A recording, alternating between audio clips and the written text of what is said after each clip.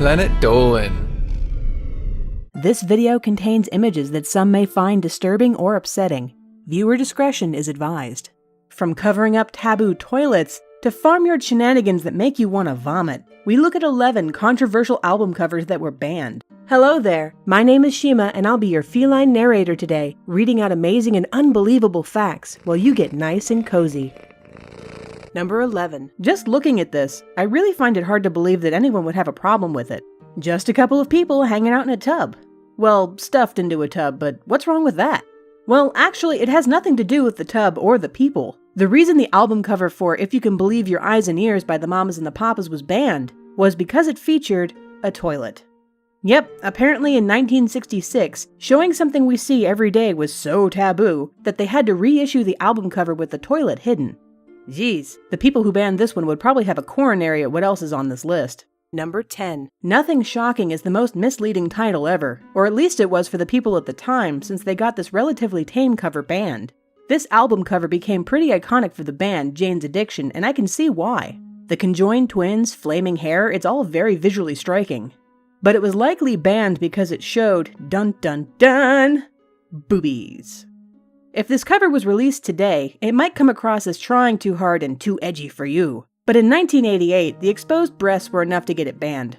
The album was eventually sold in a plain brown paper sleeve. A real shame, actually. Number 9. It's really hard to imagine a time where people would be up in arms over a cover like this, except maybe during the Puritans' time, but this was made in 1988. Poison's album Open Up and Say Ah featured the image of a red-skinned devil woman with a tongue longer than Gene Simmons, and it certainly turned some heads. Unfortunately, they were the wrong heads. Conservative groups at the time complained about the sexual and satanic content that the cover apparently screamed at them. Whichever sensitive group did the complaining, they succeeded in getting the cover changed. Apparently demon eyes are okay, but be gone, heathen tongue!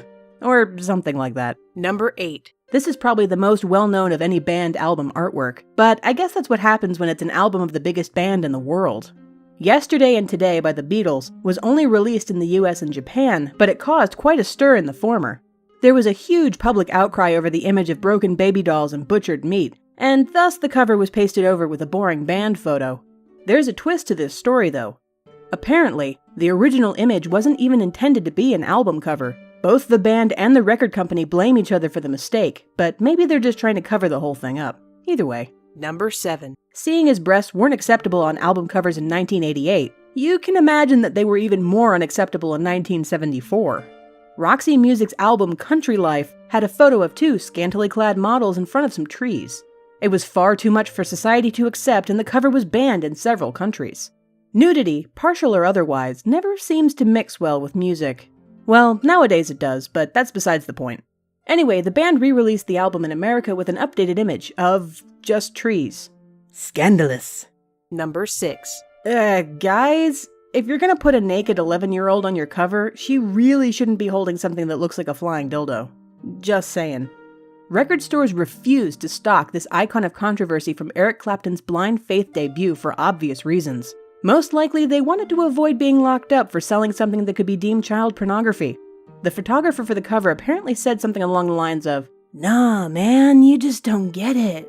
See, it's all like super symbolic about the fruits from the tree of knowledge." Which probably means he was tripping on something good when he took the photo. To each their own? Number 5. There's nothing quite like robot rape to get you in the mood for some killer guitar riffs or something. Yeah, I don't get it either. That must have been the thought that went through Axl Rose's brain when he designed the cover for Guns N' Roses' album Appetite for Destruction. A woman dazed on the sidewalk with her panties around her ankles, and a robot standing nearby getting busted by some crazed demon destructo thing? That'll sell the album for sure! Well, not so much. Retailers refused to stock the album, and so the cover was changed to the now iconic skulls and cross image. Originally, Axl wanted to use an image from the Challenger disaster, which probably would have been an even worse taste. Just a bit.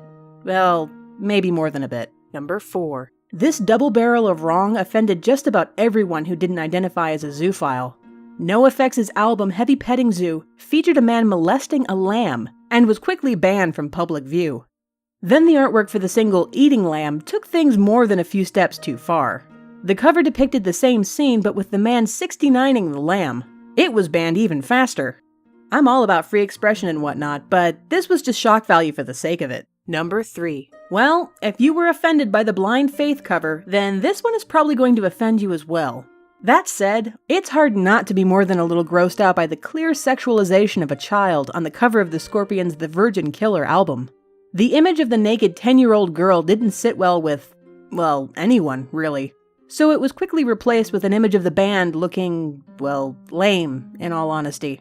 The artwork is so controversial that in 2008, a conservative group reported its use on the album's wiki page to the FBI. Number 2. When you're debuting in the grindcore genre, it makes sense to go for the gold when it comes to shock value for your album cover. Brujeria's Matando Güeros cover featured a lovely picture of a severed head, half decayed and paraded around by a mystery hand.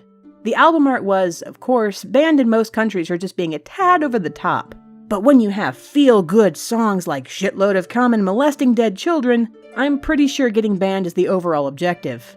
Any PR is good PR, I guess? Number 1. Okay, so technically this one wasn't banned because it's a bootleg, but geez, it would never be seen on store shelves. The cover for Mayhem's Dawn of the Black Hearts album shows a photograph of the band singer after he had committed suicide. The gory image was taken by the band's guitarist upon finding the body. Apparently, someone took one look at the photo and said, "This is perfect, let's use it for the cover." But I guess you don't get any more black metal than that. Jeez, man, I can't look at this anymore, I'm out. Thanks for listening and watching. Bye, guys. Man, I need to wash my eyes out. This father and son Jack and Marlboro duo would have turned heads during an evening of trick-or-treating. But Daddy, I don't want to go with a pack of smokes. I want to be an apple or broccoli. God damn it, this is why I don't like you staying at your mother's.